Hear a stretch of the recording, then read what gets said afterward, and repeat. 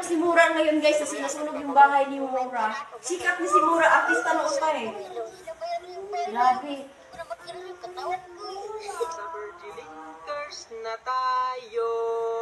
Artista dati si Mura siguro, kasi sikat si Mura. Kaso talaga yan, nasunugan yung bahay niya. Grabe.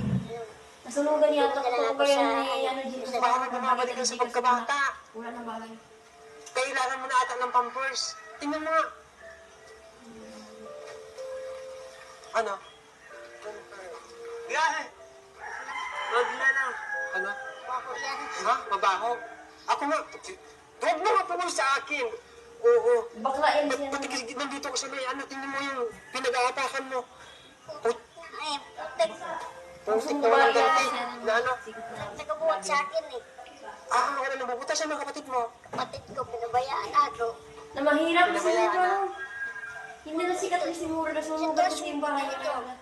Kahit yung papa ko, ganun. Pinabayaan ka ni papa mo? Hindi, kaming dalawa ng papa, pinabayaan nila. Yung ganun. O bakit ka naiiyak? Na pinabayaan ka? Dahil nga dito sa pinapa... Kasi wala kasi mahal na tulong sa kanya. Buhay pa si Mahal talaga, meron mga tulong yan.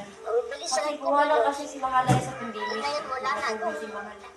pangbayad Si sa Mahal kanila. talaga dito tulong ni Mura, kaya kaso lang wala si Mahal. Paano katulungan ni Mahal?